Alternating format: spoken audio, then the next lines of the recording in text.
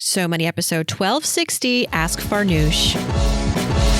You're listening to So Money with award-winning money guru Farnoosh Torabi. Each day, get a 30-minute dose of financial inspiration from the world's top business minds, authors, influencers, and from Farnoosh herself. Looking for ways to save on gas or double your double coupons? Sorry, you're in the wrong place. Seeking profound ways to live a richer, happier life. Welcome to So Money. Welcome to So Money, everybody. I'm your host, Farnoosh Torabi. October 1st is here. Welcome. It's great to gather with you. We have lots of questions to tackle this Friday, and I'm actually going to do something a little different, which is a bit of a speed round. I'm going to try to answer as many questions in the next 30 minutes after we do a little bit of housekeeping, but I wanted to get to all these questions that have come in through the month of September. You guys, I guess September, I guess, is a big month to pontificate about money, and I didn't want to leave people hanging. So if you yet to hear your question answered, this might be the episode. And if I missed it, I apologize. Send it in again. You can always email me, farnoosh@somoneypodcast.com, direct message me on Instagram. The questions that came in a little bit later on this week, I probably won't get to. So just hang tight. If you sent in a question this week or yesterday, probably not going to make this show. But you don't want to miss this because you might, even though you didn't ask a question, you might hear yourself in some of these questions. What's happening over at CNET? Well, I'm working on a big climate feature with my team there. We decided weeks ago that we wanted to talk about money and climate change. This is a really important story for many reasons, and there are so many ways to tackle it, but we wanted to come at it, at least for our first attempt, to analyze the cost of climate change on our purse strings. How is climate change affecting the decisions that we make about real estate, about home ownership, about where to live, but also our investments, what we're buying, how to think more critically about our finances in the face of a changing climate world. The UN conference is happening later in early November in Scotland, where the nations are going to meet to talk about emissions and climate change, and we're going to time this with that event. In the meantime, I have a question for you, and I would really love if you would get in touch with me if you have recently changed your mind about buying a home because of climate change in your area. Or maybe you decided to buy a home somewhere else in the country that's not as huge of a threat as to where you were previously looking. And one of the stories I'm working on is how climate is changing the home buying calculus for Americans. Insurance premiums are going up. And sometimes banks, quite frankly, in the underwriting process of a mortgage, decide this house is not climate proof. So what does that mean for home buyers? Well, it's shutting out buyers that probably need a mortgage. It's creating a scenario for the first time ever, I think, where home insurance becomes the make or break to whether you buy a home. It used to be home insurance was always relatively affordable. It was never like the thing that drove your home buying decision. You know, it was just sort of like an add-on, a nominal amount. We all do it, and it is what it is. Now we're learning, based on lots of good reporting from across the country, that home insurance premiums are tripling, in some case, becoming very, very expensive to the point where homeowners, prospective home buyers, are giving up.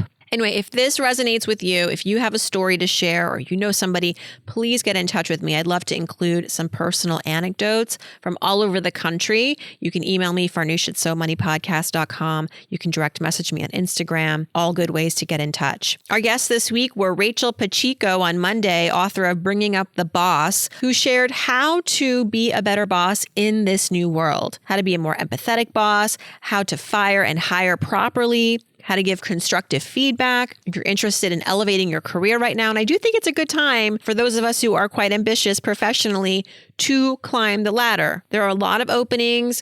I know many companies are struggling, in fact, to hire full-time people right now. Many people want to be freelance, but if you want to be in-house somewhere and take on a leadership role, Bringing Up the Boss might be an important read before you do that. Then also on Wednesday, we talked about the 80/80 marriage.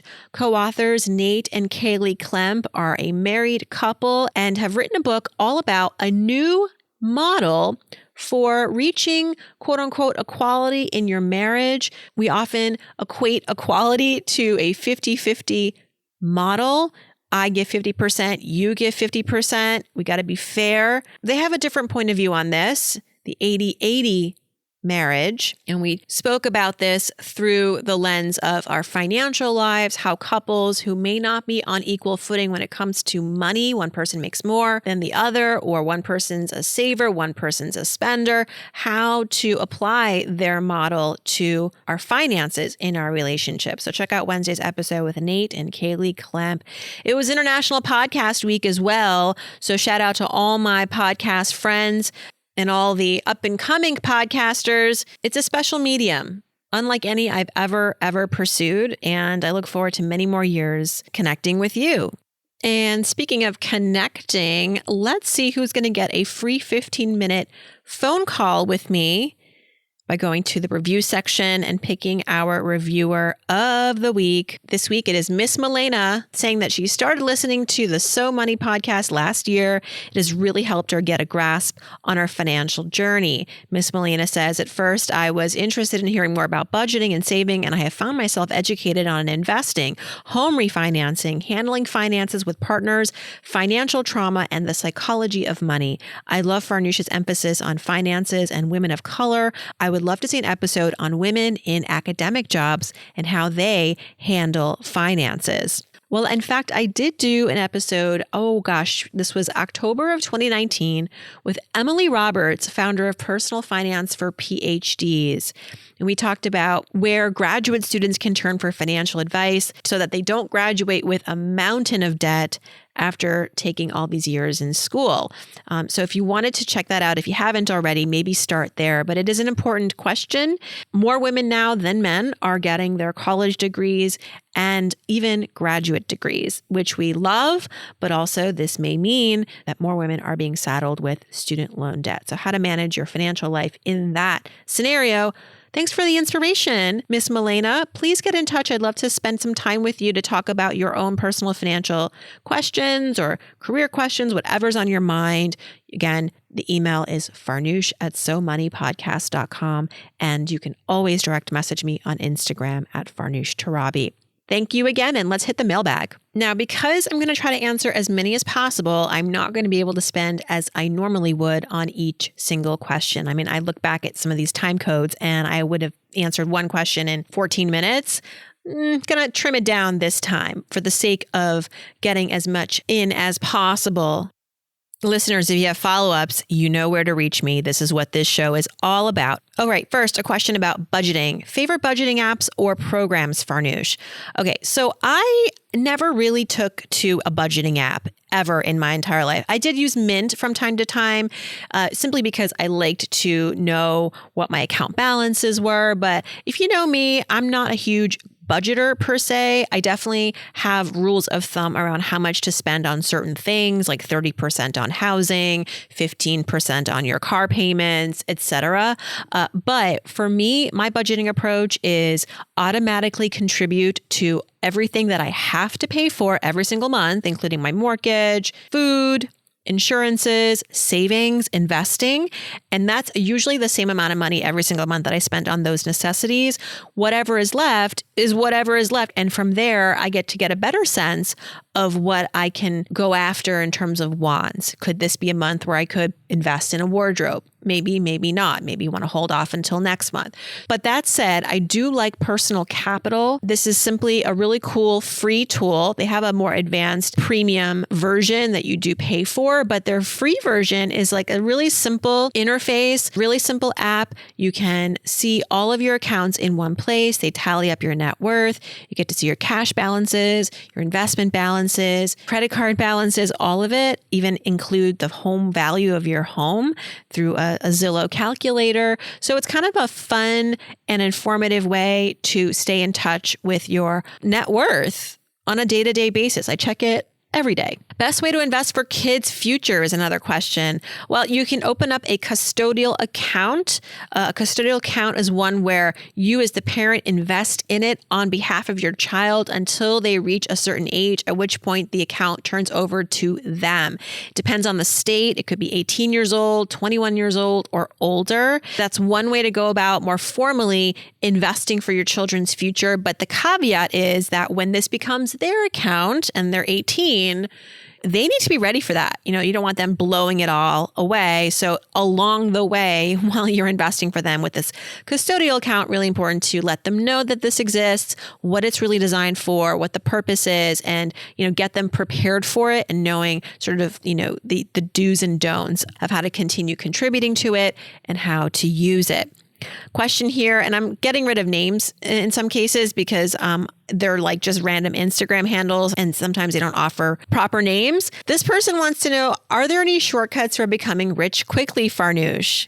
Not that I know of, none that I have practiced. Of course, lots of quick rich schemes get marketed to us all of the time. I don't pay attention to those. And if you're interested in that strategy of becoming rich quickly, this podcast probably won't help. That's all I got to say about that. Next, is rolling a 403b over into an IRA the only best solution if my job is ending? Well, those of us with 401ks at an employer that we are no longer working for, you have a few options. You can just keep the money in the 401k. You don't have to do anything right away. You usually have a window to decide whether you're going to roll it over into an IRA or transfer it over to your company's new 401k. If you don't have a job and you don't plan on having a job for many months, then yes, I do think that transferring it, rolling it over into a new IRA is a great move. You can continue contributing now to that account, whereas if it just sat in that old 401k, you would not be allowed to continue contributing. So if your goal is to continue contributing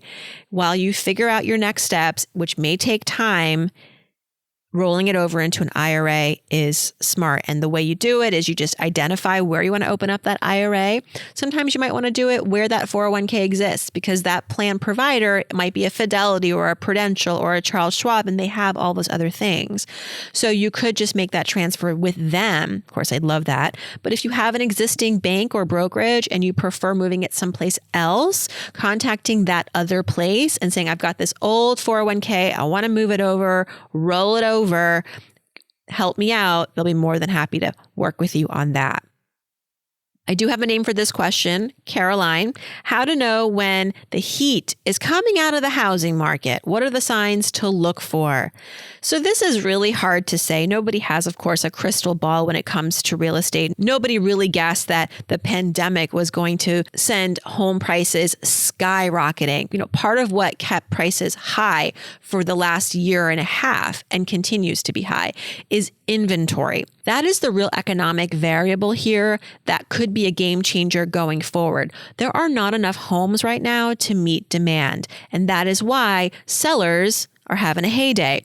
Once we see more inventory, particularly at the first-time home buyer level, that's where economists believe we may see some cooling of prices, because obviously when sellers have more competition, they can't just ask for whatever price they want. And what's interesting is that in August, existing home sales did drop, as they normally do in August. It's the end of the summer. It's the end of the sort of high buying season. But analysts say that it's because first-time buyers are the ones being just priced out. And some are just taking themselves out of the game. They're waiting for maybe the winter months when it is a little bit slower to make a move. So we might see an actually more robust winter season in terms of buying and the speed of buying, because the buyers who were priced out in the spring and the summer are maybe going to be able to now finally make a move in the winter when there aren't as many active home buyers. Krista has a question about her salary. She says, the other day I thought to myself, how do I know if my salary is in fact competitive? How can I assess this? So Krista, of course, there are many websites, PayScale, Comparably.com, that will show you industry by industry, even as narrow as region to region, what your job would pay. But I think it's really important, if you haven't already, or if you haven't thought about this, to ask friends and colleagues that have experience in your industry, in your particular job role, hey, I make this much. Does this sound right to you? It does require for you to reveal what you make. You can speak generally too. You can say, I'm making in this range. Or if I were to ask, you could do it this way. If I were to ask for, let's say you're making $50,000 right now. If I were to ask my employer to pay me $70,000 a year for my job. Do you think that's crazy? Talking to people who know because of experience, because maybe they were in a hiring position, because they know somebody who told them how much they made. Your best resource is other people, particularly other people at your company. This is where mentorship is really, really key, because websites are great, but a lot of times so general, and they're helpful. But if you really want to get to the bottom of things, it's important to know. And I will say one other thing, go to HR and ask them, what is my salary band? What is my salary range for this title, for this position that I hold? And that will give you a sense of where you fall on that range. If you're making $50,000 a year and HR says, well, for this role, we have budgeted $49,000 up to $75,000. Well, there you know that you're making at the low end of that range. And chances are there is room for you to make a lot more money. Kai wants money tips for young people living in New York City. Well, you've come to the right place, Kai. I wrote a book about this, You're So Money, back in 2008. Live rich even when you're not, sharing all of my stories and stories of my friends living in New York City and other expensive cities, how we made ends meet on starting salaries and oftentimes below starting salary. I was making $18 an hour before taxes with a master's degree, which meant student loan debt and credit card debt. So how did I do it? Well, where I chose to live in New York City made a huge impact on my finances. I live with a married couple and their cat on the way, way, way Upper West Side. And that meant a longer commute to work. That meant living with a couple and their cat. But I paid a whopping $550 a month in rent. That included my utilities. That was a fourth of what friends were paying for apartments that, frankly, I didn't think were that much nicer. We had a nice building, doorman building, pre-war. It was a rent-controlled apartment. That is why the rent was so low for me. And how I found this apartment was I went to a housing website that was for students specifically. So it was like a Craigslist, but for the students from Columbia and NYU. And these listings were not exclusive to students, but these were people who were listing because they wanted a graduate student to be their roommate, because they wanted maybe somebody who was maybe on the quiet side, who was more of a studier, not a partier. You get the picture. And so I found this listing, and I'll tell you, it was at the very end of my list when I went to look for apartments. I thought, these are like axe murderers, or, $550 a month. Like, I don't know what they're going to have me be doing in this apartment to make up for the rent. But I looked at all these apartments and they all had problems and they were all very expensive. Finally got to this apartment and I was beyond surprised at how lovely it was. And really, it was just cheap because of the control of the rent control. And those apartments still exist in New York City. It requires asking around, doing a little investigation, but that's the first thing. The other thing is I found extra jobs. I worked several different gigs. In addition to my job at Money Magazine as an editorial assistant, I babysat, I pet sat, I wrote articles for different newspapers and made an extra few $100s a week that way, which helped me pay down debt, but also, have my avocado toast. And then the other thing I'll say is that the little things in these bigger, expensive cities really add up. I'm not really a nitpicker when it comes to telling people, like, don't eat this, don't buy a latte. I'll never say that. But in New York City, those things are like double what everybody else pays. Simple things like a coffee or a meal out can be double what it would be in a city that's maybe in the middle of America. So just be careful with those things. I know that it's partly why you're there, to experience the culture and the food and all of that fun stuff, but have a budget for that. And if you don't eat out one week, next week you can eat out twice as much. I always would give myself that carrot of like, well, if I just sort of be more conservative this week, next week I can really splurge. I also shopped consignment. I took advantage of corporate perks. My company gave us free meals after 7 p.m., free cab rides home. So I usually would work till 7 so I could bank on those freebies. Christian wants to sell his house and wants to know where to invest his profits in the stock market. Well, this is so personal, Christian. I know Christian, he doesn't have any debt, so I wouldn't give him that advice, is to put it towards credit card debt. But if you do get a windfall, whether it's because you sold a house, you got a tax refund, it's important to sort of go down your checklist of financial priorities. starting with the most expensive. So if you have credit card debt with high interest, you tackle that first. And then going down the list, is it better to save or invest? Well, if you've already got a few months of savings, but you're really behind on investing, that's where I would put more of that money. And then if you've got all of your financial bases covered in terms of debt and saving and investing, at this point, Christian, you might just want to save it. And then in a couple of months, visit it. And over the time, think about what's important to you. Where do you want to be this time next year? How do you want to advance your life? Do you want to put this back into your business maybe? Because I know he's a business owner. Do you have all your IRAs maxed out? Maybe now it's time to open up a brokerage account so you can accelerate, do more in the investing space. There's no real wrong answer here, but there is a first step of just checking off your priorities and sort of the responsible things to do with your money, debt, investing, saving. Beyond that, if you want to invest beyond retirement, then I would think about adding to a brokerage account. If you do want to access this money within the next 5 years, maybe park some of it or all of it in a liquid account because you don't want to put it in the market, roll the dice, and then in 3 years, oh, I need this, but maybe it's lost some value. You know all this, Christian. Why are you emailing me? All right, Michelle, how to manage personal debt while married. Plus, I've got familial debt with all the home improvements. Well, this sounds to me like the most important thing you need to do. First thing is just prioritize, create a timeline. You have some big to-dos on your list. You got to manage personal debt. You have some family debt. And then you have home improvements. First thing first is to tackle the debt, taking your personal debt and your family debt and sort of stacking it up against each other. Which of these debts is the most pressing, the most urgent, the most expensive? Just going through that. I mean, I know that we tend to want to compartmentalize our personal debt that we brought into the marriage, separate that from our family debt, the debt that we may have accrued as a couple. But you can't ignore your personal debt and focus entirely on the family debt, right? Debt is the sort of thing where if we don't address it, it bites us where it hurts. So between you and your partner, coming up with a timeline and a plan to tackle the debt in a way that is constructive, that isn't going to ignore any of the debt, but it's going to prioritize the debt, perhaps in terms of interest rate. And it may mean that your personal debt takes longer to pay off, or it may mean that your family debt takes longer to pay off. This is a conversation to have with your partner.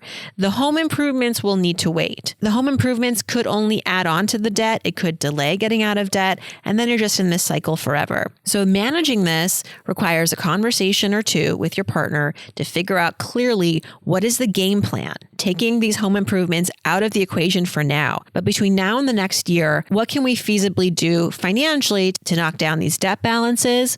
It might require adjusting your budget. It might require fine-tuning some of your spending to shore up more money to throw at this debt. Heidi wants to know, hey, Farnoosh, both of our kids turned 18. We opened up Roth IRAs for them. We placed $500 in each of their accounts to start them off. What should we do next? Well, Heidi, I think really talking to your kids about money after they turn 18 is so important. A lot of us feel like it's too late to talk to our kids once they become 18, once they're in college and going into the real world. No, this is actually one of the most critical times to continue that dialogue. If you haven't started it, it is not too late to start. If you've been talking about money, don't stop. Continue to talk to them about saving, investing, earning, how to ask for a good salary when they get that first job, all of it. Make sure that you are an open door to them when they have financial questions, because I will tell you from experience, they will learn it on the street the wrong way.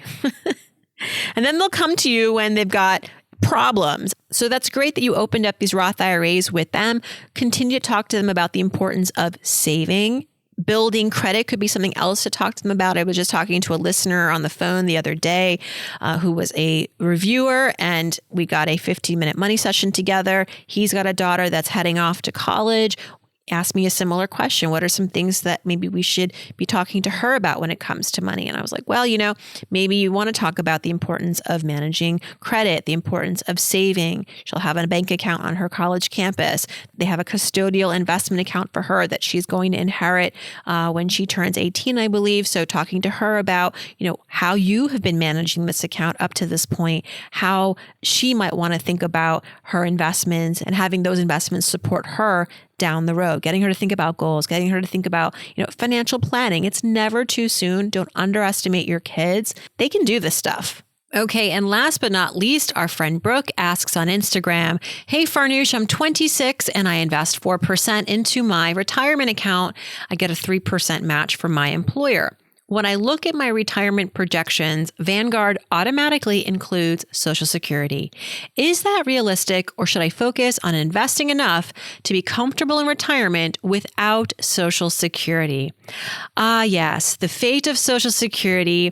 It is anyone's prediction. There's a lot of debate right now as to, and for many years, as to what will be the future of Social Security. Social Security was developed generations ago as a way to ensure that American workers would get, a decent basic income post-retirement, or in the event of a disability or the death of a breadwinner in the family. Will it run out by the time you, Brooke, reach retirement age, which is probably in the next 40 years? My feeling is that if you continue to pay into Social Security, that when it's time for you to claim your Social Security, the government has to figure that out, because there's going to be like riots in the streets. I think that if there's going to be a reform, then it's going to happen. And if you were paying into Social Security, that might end. And then when you retire, you might get like something, but not maybe what you were hoping for. But this idea that we're just all going to keep paying taxes with this promise that we're going to earn some money in retirement to help us live and support ourselves. And if that doesn't happen, we have bigger problems in this country. Let me just put that out there. So Brooke, the way that I would approach retirement planning is, yes, to consider what this Social Security, estimated Social Security payment may be for you in your 60s. And anyone can do this. You can go onto ssa.gov and use their calculator to figure out what your estimated Social Security payments may be at the age of retirement. And that's helpful to know. Do I bank on this? Absolutely not. It is icing on the cake. You go and do you in the meantime. Invest as much as you can to your best ability for yourself. You're doing about 7% right now, including your employer's match. Can you bump that up to gradually 10%, including the employer match? I think that would be a better place to be in before you hit 30 to do that, to commit between now and 30 to get to as close to 10%, maybe even 12% of your income, and that would include the employer match, and continue to do that for all of the years until you quit working. It's interesting to know what you're going to earn in, 40 years via Social Security, but that estimate considers that you're going to be working consistently over the next few decades. It's going to assume that your income is going to rise, at least with inflation. But the truth is, a lot of us might leave the workforce for a while. Some of us might make huge jumps in our careers and make more. We might start our own businesses. And so take that number, that estimate, with a grain of salt. It's just a nice to know, but it should not be the foundation by any means of your retirement planning. It's a nice to know. And I'm sure the nice people at Vanguard are putting that in more for just transparency and to give you sort of all the variables. It's helpful to know, but it should not be some sort of number that you're going to see and say, okay, well, in that case, I'm going to dial back my 401k contributions by X. That I would not do. All right. How did I do? How many questions did I answer? At least 7. What'd you think? Send me your questions for our next week Friday show. I'm Farnoosh Torabi. It was a pleasure gathering with you here. Such an honor, really, especially those of you who keep coming back and have been with the show for so long. Leave a review if you are enjoying the show or if you have thoughts for me. I pick a reviewer every week and we can get a free 15-minute money session together. Thanks for all your questions. Thanks for tuning in. I hope your weekend is so money.